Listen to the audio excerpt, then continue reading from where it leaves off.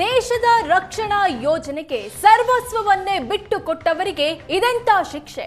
ನೌಕಾನೆಲೆಯ ಶಸ್ತ್ರಾಗಾರದಲ್ಲಿ bomb ಬ್ಲಾಸ್ಟ್ನಿಂದ ಮನೆ ಬಿರುಕು ಬಿಟ್ಟಿದೆ. ಕಣ್ಣೀರಿಡುತ್ತಿರುವ ಜನರ ರಕ್ಷಣೆಗೆ ಉತ್ತರ ಕನ್ನಡ ಜಿಲ್ಲಾಡಳಿತ ಬರ್ತಿಲ್ಲ. ಹಟ್ಟಿಕೇರಿ ನೌಕಾನೆಲೆ ಶಸ್ತ್ರಾಗಾರದಲ್ಲಿ ಬಾಂಬ್ ಟೆಸ್ಟಿಂಗ್ ನಡೆಯುತ್ತೆ.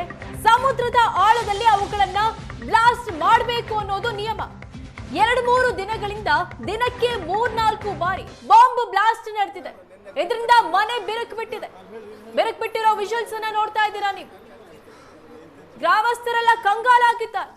ಅಂಕೋಲದ ಹಟ್ಟಿಕೇರಿ, ಮಾವಿನಕೇರಿ, ಸಕಲಬೇಣ, ಹಾರವಾಡ, ಅಲಗೇರಿ ಜನರ ನಿದ್ದೆನ ಕೆಡಿಸಿದೆ ಈ ಬಾಂಬ್ ಬ್ಲಾಸ್ಟ್.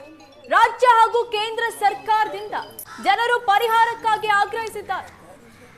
ಬ್ಲಾಸ್ಟ್ ನಿಂದ 2-3 ಕಿಲೋಮೀಟರ್ ದೂರದವರೆಗೆ ಭೂಕಂಪನದ ಅನುಭವ ಆಗಿದೆ. ಇದರಿಂದ ಮಹಿಳೆಯರು, ಗರ್ಭಿಣಿಯರು, ವೃದ್ಧರು ಆಯತಪ್ಪಿ ಬಿದ್ದಿದ್ದಾರೆ. ಉತ್ತರ ಕನ್ನಡ ಜಿಲ್ಲೆಯ ನೌಕಾನೆಲೆಯ ಪ್ರದೇಶದಲ್ಲಿರುವಂತಹ ವಜ್ರಕೋಶದಲ್ಲಿ ಇದೀಗ ದೊಡ್ಡ ಮಟ್ಟದ ಬ್ಲಾಸ್ಟ್ಗಳನ್ನು ಮಾಡಲಾಗ್ತಿದೆ. ಆದರೆ ಈ ಬ್ಲಾಸ್ಟ್ನಿಂದಾಗಿ ಸ್ಥಳೀಯ ನಿವಾಸಿಗಳ ಮನೆಗಳಿಗೆ ಸಾಕಷ್ಟೊಂದು ಇಫೆಕ್ಟ್ ಆಗ್ತಿರುವಂಥ, ಅವರ ಆರೋಗ್ಯದ ಮೇಲೆ ಸಾಕಷ್ಟೊಂದು ಇಫೆಕ್ಟ್ ಆಗ್ತಿದೆ. ಇನ್ನು ಅಂಕೋಲದ ಹಟ್ಟಿಕೇರಿ ಆಗಿರ್ಬೋದು, ಮಾವಿನಕೇರಿ ಆಗಿರ್ಬೋದು, ಹಾಗೂ ಸಕಲಬೇಣ ಮುಂತಾದ ಪ್ರದೇಶಗಳಲ್ಲಿ ಜನರ ಆರೋಗ್ಯದ ಮೇಲೆ ಪರಿಣಾಮ ಬೀಳ್ತಾ ಇರುವುದೇ ಅಲ್ಲದೆ ಅವರ ಮನೆಗಳು ಬಿರುಕು ಮೂಡ್ತಾ ಇದೆ. ಅವರ ಏನೋ ತಗಡುಗಳು ಹಾರಿ ಹೋಗ್ತಿದೆ, ಅಂಥ ಒಂದು ಸ್ಥಿತಿ ಕೂಡ ನಿರ್ಮಾಣ ಆಗ್ತಿರುವಂಥದ್ದು.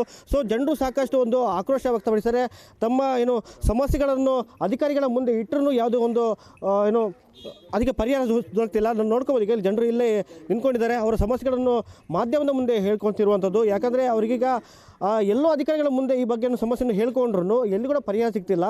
ಇದು ಕೇಂದ್ರಕ್ಕೆ ಸಂಬಂಧಪಟ್ಟಂಥದ್ದು, ಅದು ನೌಕಾನೆಲೆಗೆ ಸಂಬಂಧಪಟ್ಟಂಥದ್ದು. ನಾವು ಏನು ಮಾಡಲಿಕ್ಕೆ ಆಗ್ತಿಲ್ಲ ಅಂದ್ಕೊಂಡು ಅಧಿಕಾರಿಗಳೊಂದು ಸಬೂಬು ಕೊಡ್ತಿದ್ದಾರೆ. ಆದರೆ ಈಗ ಜನರು ತಮ್ಮ ಮನೆ ಮಟ್ಟಗಳನ್ನು ಕಳೆದುಕೊಳ್ಳೋ ಪರಿಸ್ಥಿತಿ ನಿರ್ಮಾಣ ಆಗಿದೆ. ಯಾಕೆಂದರೆ ಚಿಕ್ಕ ಪುಟ್ಟ ಮಗು ಇದೆ, ಮಗು ಏನು ಮಲ್ಕೊಳ್ಳಿಕ್ಕೂ ಆಗೋದಿಲ್ಲ. ಯಾಕಂದರೆ ಆ ಬ್ಲಾಸ್ಟ್ ತೀವ್ರತೆಗೆ ಏನಿದೆ, ಅಲ್ಲಿ ಉಂಟಾಗುವಂಥ ಶಾಕ್ ವೇವ್ಗೆ ಏನು ತೊಟ್ಟಿಲಿಂದ ಮಗು ಹಾರಿ ಬೀಳ್ತದೆ. ಇನ್ನು ಏಜ್ ಓಲ್ಡ್ ಆದವರು ಇಲ್ಲಿದ್ರೂ ಕೂಡ ಅವರಿಗೆ ನಡಿಲಾಕ ಆಗದೆ ತುಂಬ ಜನ ಕೆಳಗೆ ಬಿದ್ದಿದ್ದಾರೆ. ಸೊ ಗರ್ಭಿಣಿಯರು ಕೂಡ ತಮ್ಮ ಆಯತಪ್ಪಿ ಬೀಳುವ ಪರಿಸ್ಥಿತಿ ನಿರ್ಮಾಣ ಆಗಿರುವಂಥದ್ದು. ಇಲ್ಲಿ ಜನರು ಎಲ್ಲಿ ಕೂಡ ಅವರ ಇಲ್ಲಿ ಕೂಡ ನಿಲ್ಲಿಸಲಿಕ್ಕೆ ಪರಿಸ್ಥಿತಿ ನಿರ್ಮಾಣ ಆಗಿದೆ. ಯಾಕಂದರೆ ಪ್ರತಿಯೊಂದು ಕಡೆ ಅವರ ಮನೆಗಳು ಕೂಡ ಬಿರುಕು ಬೀಳುವ ಪರಿಸ್ಥಿತಿ ನಿರ್ಮಾಣ ಆಗಿದೆ. ಇನ್ನು ಕೆಲವೊಂದು ಬಡವರ ಮನೆ ಇದೆ, ಅದು ಕೆಲವೊಂದು ಮಣ್ಣಿನಲ್ಲಿ ನಿರ್ಮಾಣ ಮಾಡಿರೋದು. ಯಾವುದೇ ಕ್ಷಣದಲ್ಲಿ ಇಂಥ ಶಾಕ್ ವೇವ್ ಬಂದರೆ ಯಾವುದೇ ಕ್ಷಣದಲ್ಲಿ ಆ ಮನೆಗಳು ಬೀಳುವ ಪರಿಸ್ಥಿತಿ ನಿರ್ಮಾಣ ಆಗಿರುವಂಥದ್ದು. ಸೊ ಇದರಿಂದಾಗಿ ಜನರು ಸಾಕಷ್ಟು ಆತಂಕಿತರಾಗಿದ್ದಾರೆ. ಸೊ ಈ ಬಗ್ಗೆ ಮಾತಾಡಲಿಕ್ಕೆ ನಮ್ಮ ಜೊತೆ ಜನರು ಕೂಡ ಇದ್ದಾರೆ. ಅವ್ರ ಜೊತೆ ನೇರವಾಗಿ ಮಾತಾಡುವ, ಅವ್ರಿಗೂ ಖುದ್ದಾಗಿ ಅವ್ರದ್ದು ಕೇಳುವ. ಸರ್, ಏನಾಗ್ತಿದೆ ಇಲ್ಲಿ ಅಂತ ಹೇಳ್ಕೊಂಡು, ಯಾಕಂದರೆ ನಾರ್ಮಲಿ ಎಕ್ಸ್ಪ್ಲೋಷನ್ ಮಾಡುವಾಗ ಅದೊಂದು ದೂರ ಪ್ರದೇಶದಲ್ಲಿ ಮಾಡಬೇಕಿತ್ತು. ಸೊ ಇಲ್ಲಿ ವಸತಿ ಹತ್ತಿರ ಇರೋ ಪ್ರದೇಶದಲ್ಲಿ ಮಾಡ್ತಿದ್ದಾರೆ. ಇದು ಯಾವ ರೀತಿ ನಿಮಗೆ ಸಮಸ್ಯೆ ಆಗ್ತಿದೆ ಅಂತ ಸರ್? ಈ ಸಮಸ್ಯೆ ಏನಂದರೆ, ಈ ಸೀಬರ್ಡ್ ಏರಿಯಾದ ಇದೊಂದು ಮಿಸೈಲ್ಸ್ ಇರೋ ಸ್ಟಾಕೇಜ್ ಏರಿಯಾ ಅಂತ ವಜ್ರಕೋಶ ಅಂತ ಇದೆ. ಇಲ್ಲಿ ಮಿಸೈಲ್ ಸ್ಟಾಕೇಜ್ ಏರಿಯಾ ಅಂತ ಅಷ್ಟೇ. ಇವರು ಸ್ಟಾಕೇಜ್ ಏರಿಯಾದಲ್ಲಿ ಸ್ಟಾಕ್ ಮಾಡುವಂಥ ಏರಿಯಾದಲ್ಲಿ ಈ ರೀತಿ ಬಾಂಬ್ ಬ್ಲಾಸ್ಟ್ ಮಾಡಿದರೆ ಅದು ಸ್ಟಾಕ್ ಮಾಡುವಂಥ ಒಂದು ಬಂಕರ್ಗಳಿದ್ದಾವೆ. ಎಷ್ಟೋ ಕಿಲೋಮೀಟರ್ಗಳ ಒಳಗಡೆಯಿಂದ ಬಂಕರ್ ಮಾಡಿ AC ಮಾಡಿ ಅದರೊಳಗೆ ಮಿಸೈಲ್ಸ್ಗಳು ಸ್ಟಾಕ್ ಮಾಡ್ತವೆ.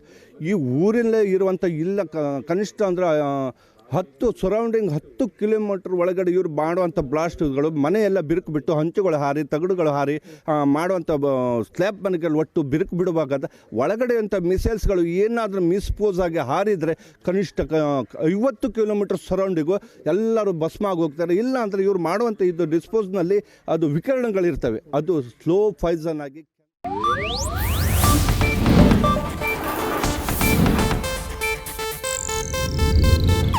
ಇದು ಏಷ್ಯಾನೆಟ್ ನ್ಯೂಸ್ ನೆಟ್ವರ್ಕ್ ಪ್ರಸ್ತುತಿ.